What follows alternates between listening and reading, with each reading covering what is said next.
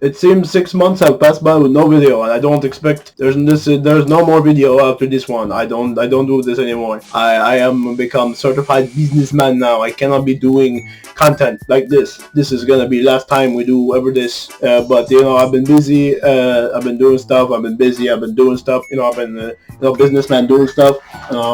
I've been doing business stuff. I've been playing video games. That's about it. That's my business stuff. I don't do music anymore. We don't do that. I don't do that. Nobody I know do that. And we only play video games, and I only play the best.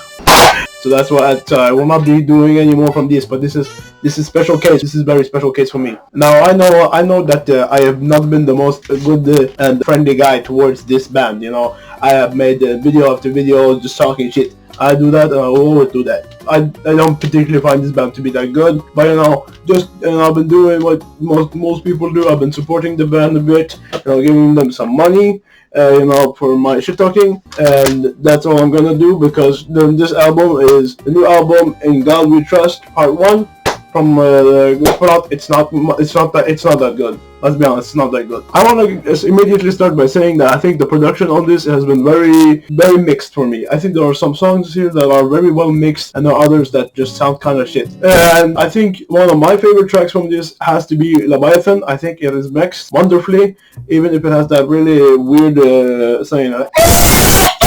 It has that. Outside of that, it's very cool, and I really like it. Instrumental this time, mixes very well with the vocals, which is the first time for this band that I can truly say that this has happened. The production has stepped up a good amount, and I like to see that. We all like to see progression. I personally think it's nice to see. It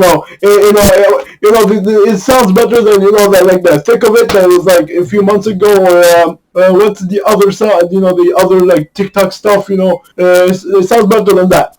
And I mean, it doesn't take much effort, but it's good to see that they're finally on a level where you can actually where you can hear the music, and it doesn't sound. It doesn't sound like it's connected. It actually sounds like it's one track. Everything plays smoothly together, but some of the other songs have production quality that I think is mixtured to some extent. I don't think the track Kane is as well mixed as Leviathan. I think the mixing here is a bit of a step down from that. I think some of the other tracks here are kind of like that. I think God's Blood, I think that one is also kind of a bit more muddled.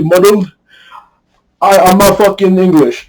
But I do think it's on more of the positive side when it comes to the production. It's been a major step up. Even on this record, which I think is a major step up from the first release, I do think that there were some problems with the mixing, and I think they have addressed it somewhat. But then again, like I said, the quality is mixed. Not everything here is 100% of quality, but the improvements to the production and mixing have been great. Something I've never really brought up before with the discussion on this band and their music has been lyrical content, and that's because I've already have so many things to complain about, especially when it was the production problems and the vocals sounding so disconnected and everything sounding so rhythmically off. These things have been improved so much, and I think now the bass playing and the drumming has been a lot better. But this is not what I'm talking about. We're talking about the vocals here. No, not the vocals. The vocals are also been improved. I don't like it. It's not my favorite type of screaming, but it works. I think it works fine. But I'm talking about the lyrics, and I think the lyrics are kind of cringe. I'm no master of lyrics myself. I am the man who wrote Thick of It by myself, and I'm the man who also wrote World War III for Kanye West. So I don't think I have any expertise in music writing. So I will not be talking about that. I even, the new Playboy Cardi album, the 10 out of 10 I Am Music, who wrote some of the songs on that one. I think that they did a good job there. But I will tell you that the lyrics here are kind of mixed, and that's my problem. I think it's cringe. I especially think, now I'm not Norwegian, I don't even know what Norway is or where it is. I think it might be like near Africa or something, but the Norwegian text kind of just feels like a mixture for me of like, what the fuck?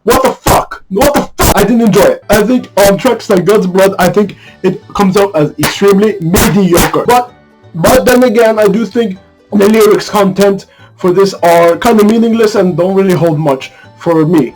And that's kind of sad because I think there's a lot of great heavy metal albums that have a lot of meaning in their lyrics, like this one, I think it's called Black Water Park. I just borrowed this. I don't know what it actually is.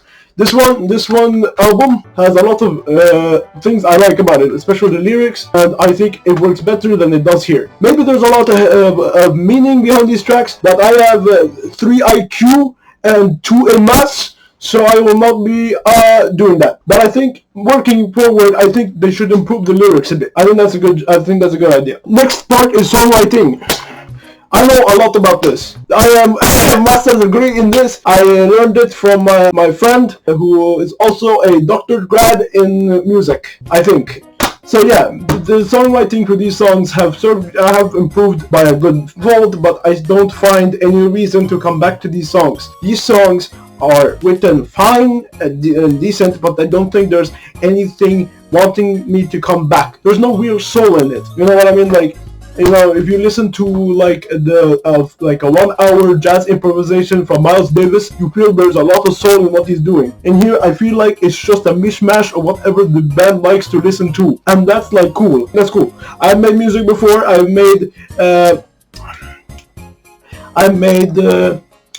also made the one other Kanye song.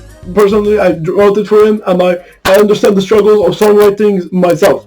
But I think that the songwriting here is forgettable and not really something I can remember. It feels like such a mishmash of things. Not to bring up another album, but I think this album here, even if it has some of the most corny lyrics of all time, I do think it has a really, really good songwriting that makes it stand out. I still feel this album is very modern, even if it's like over 30 years old now. That's impressive. That's very impressive. Very cool. And the same goes with this one. This one is also like kind of old, and that one has some very good songwriting and production, which makes it feel modern. These tracks, I feel, try to go back into a era of the 90s of extreme metal, and that's why it feels dated. And that's why my problem with the songwriting in these projects comes from. That's the thing. If the thing is, with these type of albums here, they have extremely good songwriting, which makes them stand out, feel modern, even if they are old. Here, they feels like it's trying to go back to the past, and that's the problem. It feels old, it feels disconnected. I think if you give it some time, they might just start writing better music. That's yeah. So in conclusion, I think this project is very much a step up for them. They have improved some of my problems, but there are still some that exist, and I think they are strongly there. The songwriting needs to be improved massively for these albums to, you know, stand a bit. The songwriting is now fine instead of being dog shit and ass and trash from the first project. Now it's just fine. And that's good. I think that's a good thing. But it doesn't have anything that makes me want to come back to it. But like these projects here, just give me a minute. Give me a minute.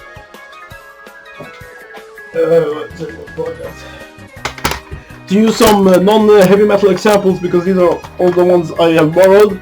Here's some I bought myself because I actually listen to this music. This Tyler the Creator album, it stands because it has good songwriting that makes it feel good. I know that some of you heavy metal people don't like hip hop, but there are some good things in the genre, I promise. I made a full video on it myself. You should check it out. This has a very good songwriting that makes it stand out, even in 2025. Even though this was released 2018, it still holds up. And with this one is just, with this Herbie Hancock project, it's very much an improvisation thing, but it holds up because it's very good. It features many ideas that now have been expanded on, but it feels very modern because of how they played it. And look, I don't know if you get it because I'm stupid, but I think that's my problem with this band is there is nothing that makes me want to stick to it. I've been to their shows like twice, and I thought that was fun. I can't lie, it was kind of fun. But the problem is that the fun energy that they bring from the concert does not come into the studio, and that's my problem with it. Because for the most part, it feels like they are a concert band where they only do well in my project instead of their studio projects, and that's my problem with it. Their songwriting is, while fine, I don't find it memorable personally, and that's my problem with it. And I think for many that might be also the issue. And look, I think that they are evolving in a good step, but the songwriting needs to be fixed. Fuck off. I was in Paris when they won that game. It's been very nice. I actually am recording this in my Paris studio right now. I can hear fireworks going off.